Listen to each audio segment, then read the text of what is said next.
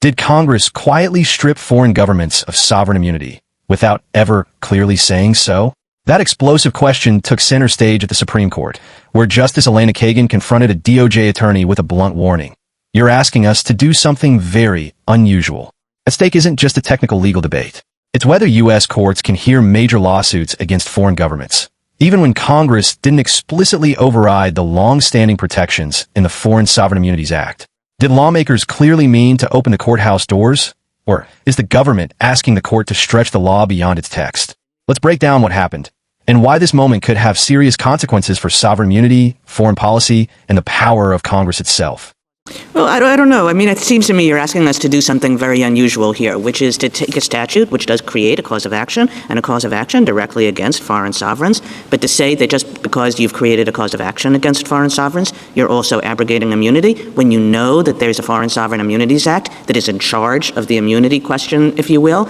And it raises the question, this is not a magic words test. It's like it could have done it in 1,000 different ways, but why didn't, rather than this very peculiar, reference to 1331, which it's pretty unclear what it means, but why didn't Congress just say, like, we're displacing the FSIA with respect to this, or we're abrogating sovereign immunity, or just give some indication that that's what it meant to do, other than create a cause of action, which is a completely different question in the foreign sovereign immunity context?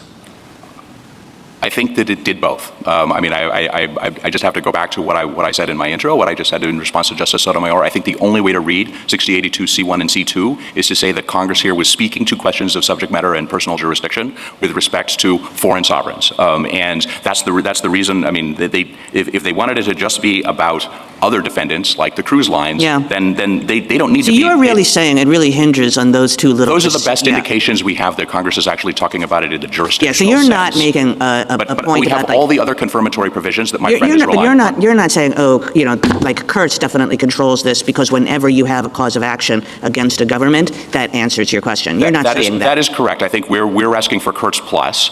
We think that the cause of action language. I don't want to minimize the importance of it. I think that the fact that the 1996 Congress used the same words that were able to waive federal sovereign immunity when they were talking about foreign instrumentalities and agencies. I think that is a compelling indication. But I think here it is important that we also have specific references to Cuban government agencies and instrumentalities all over the statute, and we have these provisions talking about what I'm calling an ouster of the jurisdictional portion of the FSIA. If I could take you back to Justice Alito's question, and let's assume that I think that this execution immunity provisions in the FSIA really continue, that there's no reason to think that they didn't continue on, and indeed the fact that this statute amended them a little bit made it clear that Congress thought that they were going to continue.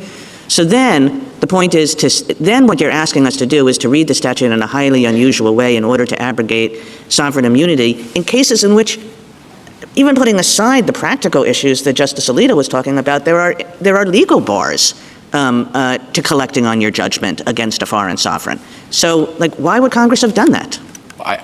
You could ask the same thing with respect to other parts of the FSIA's immunity exceptions that aren't echoed in the attachment exceptions. And as the court said in NML Capital, it's a smaller set of exceptions for execution and attachment immunity than it is for jurisdictional immunity. And since then, the mismatch has actually grown. 1605 capital B, a new provision that Congress added in 2016, literally has no parallel in execution immunity. And so you have a waiver of jurisdictional immunity with respect to acts of international terror in the United States, and there's no corresponding waiver on attachment and execution immunity. And I guess one aspect of this is if sort of the thrust of the argument, and I know you're trying to hook it into these technical provisions, but if a thrust of the argument is Congress was really concerned about this problem and it really wanted to go after these agencies and instrumentalities because weren't they the ultimate bad guys here?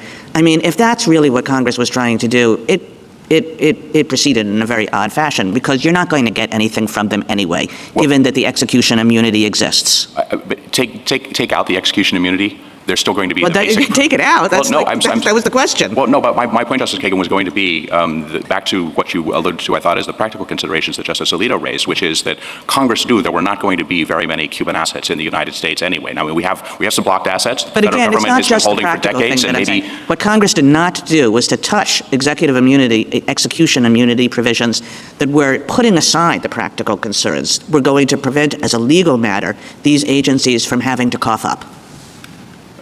I think that 1611C is ambiguous about whether they were displacing 1610 or not. I think, as my friend pointed out, notwithstanding clauses often create this type of ambiguity, whether they're going to be, whether there's a negative implication or whether they're just belt and suspenders. I don't buy that one. And so we haven't taken a position on that. But as I'm saying, I think that it is quite common for there to be a mismatch between these two types of provisions. And I don't think when Congress was saying that it wanted these types of lawsuits to proceed and they wanted them to be a tool for foreign policy, that even if at the end of the day there wasn't going to be collection against actual Cuban property that was already in the United States, Cuban governmental property that was already in the United States, that doesn't mean that there isn't some power to having a federal judgment that says, look, Cuba is actually, people are trafficking in this expropriated property. There should be treble damages.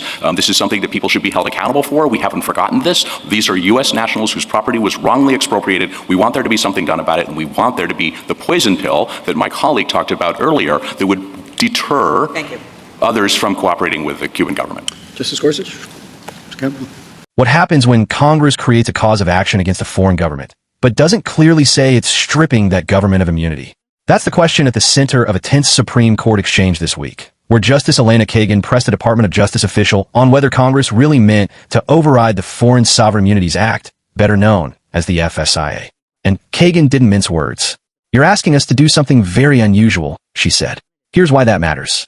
The FSIA is the law that generally protects foreign governments from being sued in U.S. courts. It lays out specific exceptions, narrow circumstances where sovereign immunity doesn't apply. For decades, courts have treated it as the controlling framework for immunity questions involving foreign states. But in this case, Congress passed a statute creating a direct cause of action against foreign sovereigns, specifically tied to expropriated property claims involving Cuba. The DOJ's argument? That by creating that cause of action and referencing federal jurisdiction, Congress implicitly waived sovereign immunity, even if it didn't use explicit magic words. Kagan wasn't convinced. If Congress wanted to go after Cuban agencies and instrumentalities, as the statute suggests, why leave in place execution immunity provisions that make collection legally impossible? The DOJ's answer? Congress may have intended symbolic power. Even without asset seizure, a federal judgment declaring wrongdoing carries weight. It sends a foreign policy signal. It deters others from cooperating with allegedly expropriated property. It acts as what one attorney called a poison pill. But Kagan's line of questioning suggests something deeper. This isn't just about Cuba. It's about how clearly Congress must speak when altering sovereign immunity, a doctrine deeply tied to international comity and separation of powers. The Supreme Court has historically required unmistakably clear language before stripping immunity from foreign states. The concern? Courts don't want to accidentally trigger diplomatic fallout by reading congressional silence as intent. And so the tension is clear. Is this statute a deliberate narrowing of immunity? Or is the government asking the court to stretch ambiguous language into a major sovereign immunity exception? Justice Kagan's very unusual remark may signal hesitation about rewriting the immunity framework through inference rather than explicit text. And if the court sides with that skepticism, it could reinforce a strong presumption. When Congress wants to override sovereign immunity, it must say so plainly, no guessing, no inference, no belt and suspenders ambiguity. This case could quietly reshape how future statutes interact with the FSIA and how aggressively U.S. courts can be used as tools of foreign policy. Because at stake isn't just one lawsuit. It's the boundary between legislative clarity, judicial interpretation, and the sovereign immunity protections that structure America's legal relationship with the rest of the world. Stay tuned.